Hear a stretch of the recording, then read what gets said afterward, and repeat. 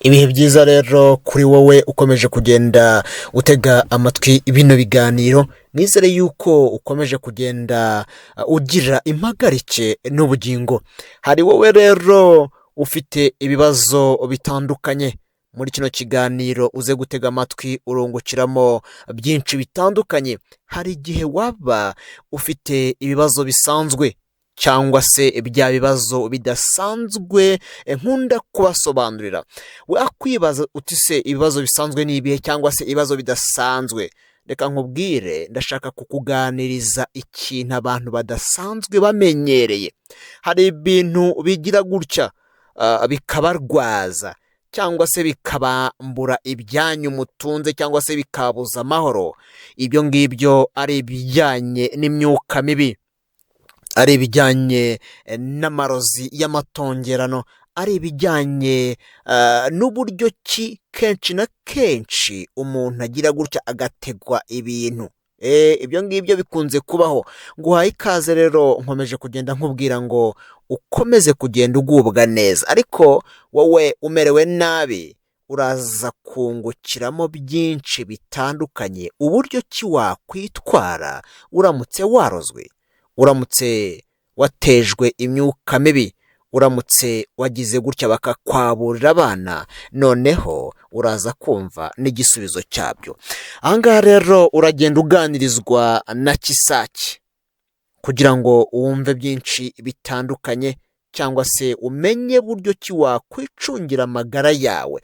Muri kino kiganiro nkunze kuganiriza abantu kenshi na kenshi ibintu byo hambere byabagaho. Ese muri iyi minsi ibibaho cyangwa ntabibaho? Ese ibibarwaza mwaba mubizi? Izo ndwara zitandukanye hari igihe uziyumvaho zikomoka ku marozi y'amatongerano, zikomoka kuri za karande kamezamiryango.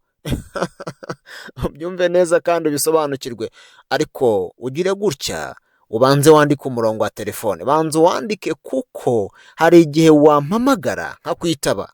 Hari igihe wavuga uti Kisakye namubona gute, byangenda gute kugira ngo abe yamfasha? Umurongo wa telefone ushobora kumpamagaraho, gira gutyo wandike 07 8 00 75 130. Ni 07 8 00 75 130. Uwo murongo ngukoresha iminsi yose, ujye wandikaho Kisakye. Hari n'umurongo wa Airtel Tigo. Airtel Tigo ni 07 25 92 63 36. Uwo murongo ujye wandikaho Kisakye. Andika 07 25 92 63 36. Iyo mirongo yombi nguhaye ujye uyikoresha. Hari igihe waba ufite ikibazo cyakujengereje, hari igihe waba ufite ibibazo bya karande kamezamiryango, hari igihe waba ufite ibibazo by'intezi, hari igihe waba ufite ibibazo by'ibijaganyiro, hari igihe waba ufite ikibazo barakuzinze, barakumanitse, hari igihe waba abana bawe bose barababuye. Icyo bita kwabura umuntu kenshi na kenshi gikunze guterwa mu rugo neza neza, ukagira ngo abana bose babateje icyo bita uruzerero cyangwa se rubuyero. Bakakwabura. Reka mbihere hagana hambere nko muri 900 hirya aho ngaho. Hari byinshi Gihanga yigishije ba sogokuruza bacu, tugendane neza. Noneho abigisha ubukorikori butandukanye, amaze kubigisha ariko ababwira n'uburyo ki bajya bifasha baramutse bagize ibibazo. Wakwibaza uti se ni ibiki byabateraga ibibazo? Ubyumve ubisobanukirwe. Ni ibintu bitatu. Ni ibiki byabateraga uburwayi bakekaga ko biva ahantu hatatu hakurikira. Ahambere bakekaga yuko umuntu yarozwe. Cyo ni icya mbere. icya kabiri bagakeka ko umuntu yatewe imyuka mibi, cyangwa se yatewe n'abazimu. icya gatatu kikaba kurenga kuri kirazira. Kenshi na kenshi abantu murenga kuri kirazira, mukagendana n'ibintu mutazi, niko ibintu bikagogogamo bikagenda bituma ibyawe biyenga cyangwa se bigenda bishira. Bamwe kenshi na kenshi mukunze kubyita ngo ni inyatsi. Ndabigusobanurira neza, nubwo hari igihe waba utabizi, ariko uraza kubimenya, umenye n'icyakorwa kugira ngo ibyo byose bigire gutya, bivanwe mu nzira, bikongorwe. Waba ubiterwa n'amarozi iyo muri karande kamezamiryango cyangwa se y'intezi, waba ubivana mu myuka mibi yo muri karande kamezamiryango cyangwa se yo mu ntezi, waba wararenze kuri kirazira, ibyo byose hari uburyo kibikongorwa bikavaho bikarangira. Rimwe na rimwe muhura nabyo ntimubimenye. Nari ndimo ndagenda mbibasobanurira, mbabwira ngo hari ibintu bakekaga ko bibatera uburwayi, bagakeka ko ari byo bigenda bimaraho ibyabo, bikagenda bibanyaga gahoro gahoro. Ibyo bintu bitatu rero hari uburyo kibyagiraga gutya bikavaho. Abantu murimo murampamagara, ninsoza ikiganiro rwose, ikiganiro nkirangije ndatangira kubitaba, ariko ubutumwa bwanyu ndagira gutya ngende mbusoma gahoro gahoro. Wakwibaza uti se ibi bintu biramutse ubifite, wakwibaza uti se Kisakye namusanga hehe? Reka mbanze mpagusobanurire neza ku bantu mu nteze amatwi. Uransanga hano i Rubengera, ni muri Karongi. Abantu ba hano Karongi ndabaramukije, mbahaye ikaze. Inshuti zanjye z'akadasohoka, mukomere, murakagira inka n'amahirwe, murakagira Imana. Abantu bari Nyamasheke ndabashuhuje, mbahaye ikaze. Abantu muherereye aho ngaho i Rusizi, abantu muri hano Rutsiro, abantu muri Rutsiro ni ukuri mbahaye ikaze. Ndababwiye ngo mukomeze kugenda amugubwa neza. Ariko wowe uramutse wumvise ibi bintu turimo turaganira ubifite, abana bawe bose batakikumva, kubera iki? Hari igihe bababura, hari igihe babateza rubuyero cyangwa se uruzerero, hari igihe ugira gutya ibyo bita ibitama bikabafata, cyangwa se ukagira gutya neza neza icyangiro kikabageramo. Ndakubwiye ngo wowe uri bugumve ufite ikibazo, uzagire gutya uzamuke uze neza neza unsange hano Karongi, hano Rubengera. Ubundi ni ku giti kinini niko bakunze kuhita, ariko iyo uhageze urampamagara nkakuyobora aho mba ndi. Igeze hano neza kuri rompwe ahangaha Rubengera, mu mujyi wa Rubengera ahangaha Karongi, uhita umpamagara noneho nkakuyobora neza aho mba ndi. Kenshi na kenshi hari bamwe bagira gutya bakayoba. Iki kintu reka mbanza nkigusobanurire, ubanza ukimenye, ujye umpamagara kugira ngo utazajya ugenda uyobagurika. Hari benshi banyiyitirira. Niko reka mbanza mbasobanurire, mba naguhaye umurongo wanjye wa telefone kugira ngo byibura ujye umpamagara. Hano mu kigo kwa Kisakye tuba turi ahantu hamwe kugira ngo byibura tubashe kubafasha. Ntabwo bundi kenshi na kenshi hari umuntu umpamagara ati se umuntu mbonye hano urimo kugenda azenguruka ni wowe? Oya, reka nkubwire, nimba naguhaye umurongo wa telefone ujye umpamagaraho nkuyobore neza. Ntimukemerera aba bose bababwira ngo ni ba Kisakye. Oya, aho mba ndi ni hano Karongi Rubengera. Iyo umpamagaye uraza ukahansanga. Ahandi ni hano i Kigali Kicukiro Santere. I Kigali Kicukiro Santere, aho ngaho mba mpari kugira ngo mbe nagufasha. Aho hose nkubwiye tuba turi kumwe n'itsinda ry'inzobere kugira ngo tubashe kureba ibyo bibazo byawe ufite, byaba bino bibazo bisanzwe byo mu mubiri, cyangwa se ibibazo bijyanye n'iyo myuka mibi baguteza, cyangwa se ibibazo bijyanye na za karande kamezamiryango, ibibazo bijyanye n'ibyo bita intezi, noneho tukabirebera hamwe tukaba twagufasha.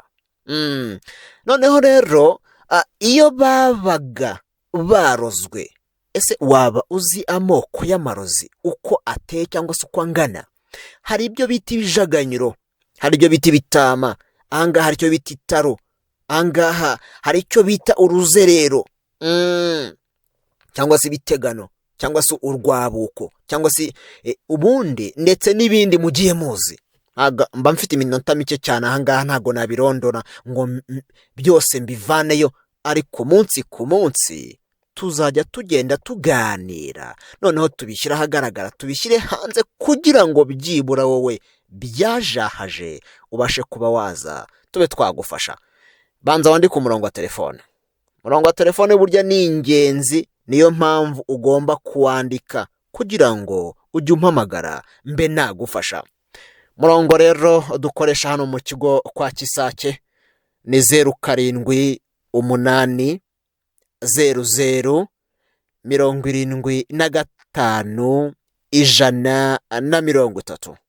reka nongere ngusubiriremo, ni 078075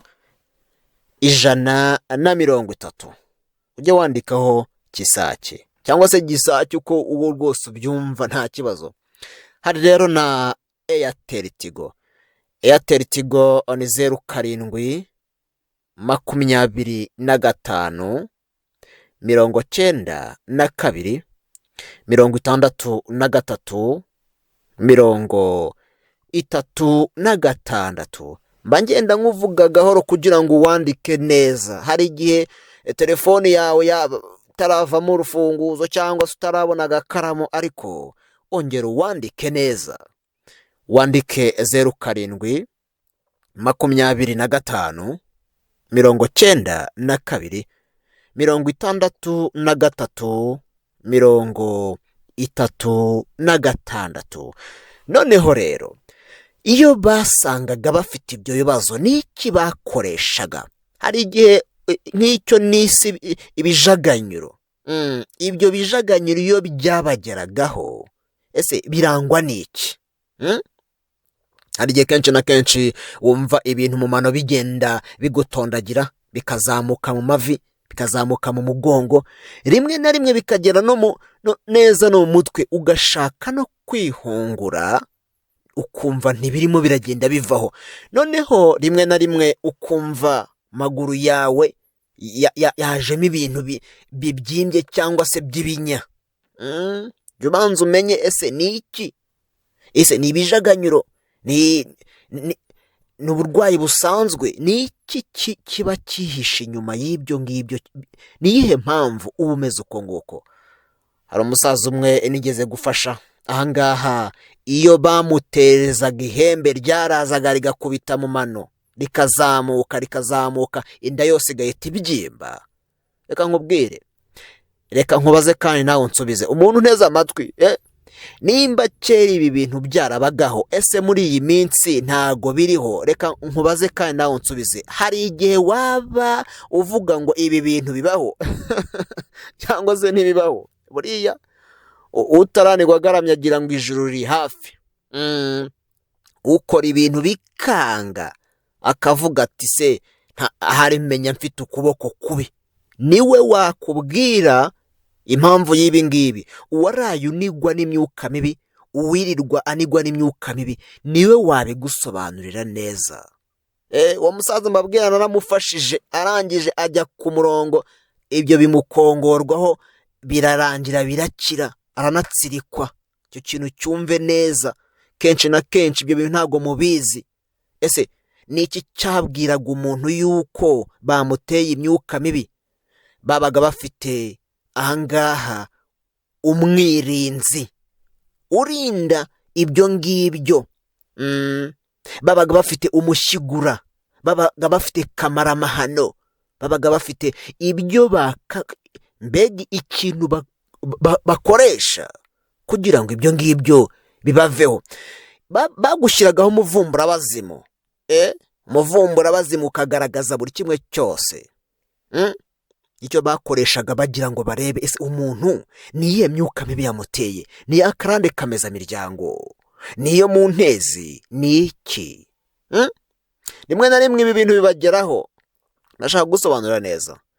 Ubundi iyi nzoka igize gutya ikakudoma cyangwa se ikakurya, ikakwinjizamo ubusabwe ukenera umugombozi cyangwa se ukugombora, byibura ukagera kwa muganga ariko hakozwe iby'ibanze. Reka nkubaze, iyo warozwe urarogorwa, iyo waterejwe imyuka mibi uyikongorwaho, iyo wagize gutya abana bawe bakababura, ibyo ngibyo bivaho, bivanwaho n'iki rero? Nibyo nari maze kubabwira nyine. Umwirinzi urahari, umushyiguro urahari. Ibyo bintu byawe byananiranye wazerereye hirya no hino, iyo ugeze hano mu kigo kwa Kisakye ibyo byose bivaho bikarangira. Uzagire gutya nawe uze tuganire, byibura turebe ibyo ngibyo birimo biragenda bigutera utazi iyo biva. Kagira gutya ukabona umuntu ararara ibintu byikubita ku nzu nk'imisenyi. Hari impamvu y'ibyo ngibyo, hari impamvu. Ujye utekereza inshuro zirenze 2. Noneho ukagira gutya ukabona neza neza umusore n'inkumi barakundanye, bidateye kabiri babivuyemo.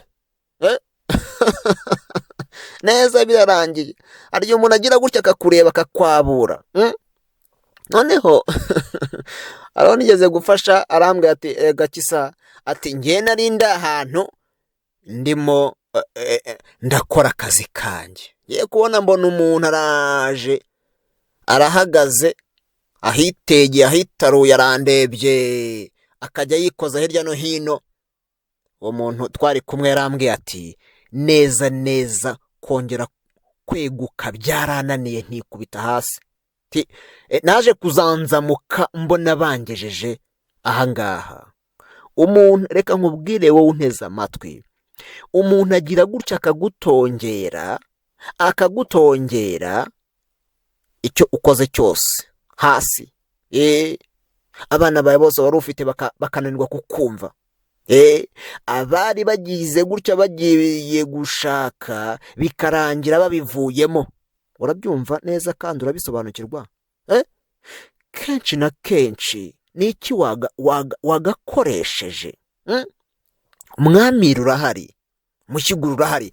Ibi bintu ndashaka kubyigisha abantu bakabimenya rwose pe. Ubyibura ukajya umenya uko wakifashije ugafasha n'abandi bafite iki, bafite ibyo bibazo bitandukanye. Amahembe barayabaterereza, akagenda akabogoga, akabateza ibindi bibazo. Niba ibibazo agira gutya akagutera, hari byinshi ujya uwibonaho, ukagira gutya neza neza akazi wari uriho ugahita ukivanaho kagasezera. Cyangwa se ukajya mu biyobyabwenge ukanywa, ukagira ngo ukaba kazizi neza, wakorera amafaranga yawe yose, nta n'urukweto waguzemo, nta n'iki, bikarangira uko nguko. Reka nkubwire kandi nawe untege amatwi, waruzi yuko buri ibintu byabagaho cyane ubu ngubu biriho. Ukagira gutya neza neza umuntu akava mu busore akagera mu buhungu, neza ibintu bikanga bikananirana. Ariko iyo ugize gutyo ukaza, nagushyiriyeho igikorwa cyo kugufasha, cyo kukwitaho. Icyo gikorwa turacyarimo turagenda tugikora. Nakubwiye ngo rero wowe ufunginguye rwose pe, nyakira amajwi y'aka kanya, cyangwa se aho waba unyumvira unteze amatwi, ibi ngibi bivanwaho bigakongorwa. Aho ndi ni hano i Kigali, Kicukiro santere, ndetse na hano Rubengera. Nakubwiye ngo abantu b'iburengerazuba ahangaha nimwe mwambwiye muti Kisakye ngwino dufashe ibintu bibe byatukongorwaho, bibe byavaho. Nabegereye rero nabavunnye amaguru kugira ngo wowe unteze amatwi, cyangwa se wowe utanteze amatwi ukazabibwirwa n'undi, uzagire gutya rero uze ugereho. Nakubwiye ngo igeze hano neza neza hano Rubengera, kuri rompuwe neza neza ku giti kinini, uhita umpamagara nkakuyobora kugira ngo utayoba.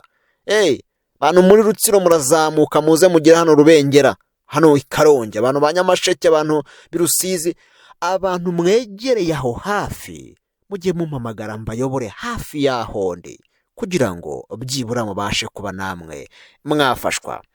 Andika umurongo wa telefone rero kugira ngo wowe unteze amatwi ubashe kumpamagara, ubashe kunyandikira ubutumwa bwawe. Umurongo wa telefone ni 07 8 00 75 130. Ongera uwandike neza kuko hari igihe waba utawanditse. Ni 07 8 00 75 130.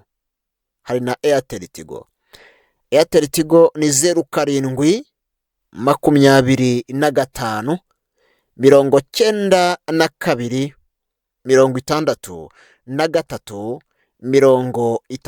36. Unarambwiye ati ese Kisakye ko nanjye ngira ikibazo gikomeye cyane, ati rimwe na rimwe numva ibintu bindya umubiri wose simenye ibyo ari byo, uzaze turebe ko ari ikibazo cy'ibijaganyiro. Nati gitondo cyiza, ati ndagushimiye Kisakye kudusobanurira, ni ukuri inama zawe turazikunda cyane, urakoze cyane. Nati mwaramutse neza, ati njye ndi umukobwa narateretaga, tumwabwa ati baranteretaga hashira igihe byanjye bigahita bipfa, ariko ndagushimira waramfashije, ubu ni ukuri merewe neza mu rugo rwanjye. Urakoze cyane. Nyine nuko bimeze, bakakwabura bakakubuza gushaka, ariko wowe byagiye ku murongo. Unati igitondo cyiza Kisakye, ndagushimira cyane, hari igihe imyuka mibi yaza gikaniga kamera nk'umusazi, ariko ubu ngubu byarakize, ndagushimira. Urakoze cyane, ariko mujye mwibuka no gushimira Imana, kuko buriya niyo yamfashije nanjye nkamenya ibyatuma byibura nawe ufashwa. Iminota yanjye yo ahangaha aba ari mikeya, ndashaka kuzagusobanurira icyo bita karande kameza miryango. Ndashaka kugusobanurira uburyo kibarongozwaga umwishywa, noneho ibyo bikaba inkurikizi. Wenda uyu mwanya ukaba ari byo ukomora iyo ngiyo. Ubundi ibingibi byerekeranye n'amahembe na za nyabingi, byo bitaga ibifaro, ibyo byose nibyo byagiraga gutya bikagirira n'aba bantu. Ese muri iyi minsi ntibiriho? Reka nkubaze nawe unsubize. Munagira gutya akaguteza amahembe, munagira gutya akakwaburira abana, cyangwa se nawe ukagira gutyo ugahura n'icyo bita rusahuzi kagusahura ibyo ukore byose ntumenya aho bijya. Ariko rimwe na rimwe ukagira ni wenda n'ikintu cyakaguteje imbere, ukavuga uti ngiye kugurisha ahangaha, ariko neza umuntu akabifunga ntugurishe. Neza rwose. Ariko muzi ibiri kuri iyi si, ariko icyo nshima ni iki, ni uko burya hariho n'ikibifungura, nuko hariho n'ikibikiza. Uzagerageze rero uze hano mba ndi, ni Kigali Kicukiro santere, ndetse na hano neza Karongi, hano Rubengera. Bantu muri Rubavu namwe muze munsange neza hano Rubengera, ni hafi yanyu, kugira ngo byibura namwe mwafashwa. Abantu muherereye hano mu Mutara, namwe rwose muzamuke, muraza munsanga ni Kigali Kicukiro santere. Ariko kuri wowe unteze amatwi uri hirya no hino, kamanza nsome buno butumwa bwawe. Unati igitondo cyiza Kisakye, ati ndi umugabo ndubatse, ariko ntabwo njya ngira ubushake. Reka nkubwire wowe unteze amatwi, ibi ngibi hari igihe mbigusobanurira, ariko muri aka kanya nayo nibanze kuri ibyo bibabangamira bidasanzwe. Ariko reka ngusobanurire neza, ni iki gituma umugabo atagira ubushake? Hari ibibazo byinshi bituma umugabo atagira ubushake. Hari ukuba yarikinishije, hari ukuba afite ibibazo bya prostate, cyangwa se n'imisemburo y'ikaba ari mikeya. Gerageze nawe uzangereho, hari umukangura abagabo mukangura abagabo iyo umaze kuwufata byaba bijya ku murongo. Mbonereho mbwire n'abagore, hari igihe ubushake buba buke kubera tirikomunase, ifumbise, kabutongo se, namwe mugerageze mujye muza mbafashe kuko aha hari iriba ry'abari. Hari igihe umuntu arijya bikanga neza neza agakozamo ikiko agahita ahaguruka. Kubera iki? Afite mu marahe hamunaniye, mu gifu cye hamunaniye, cyangwa se no kujya ku bwiherero biranga. Ariko jya ubanza umenye ese ni iki kibazo gitera ibyo byose.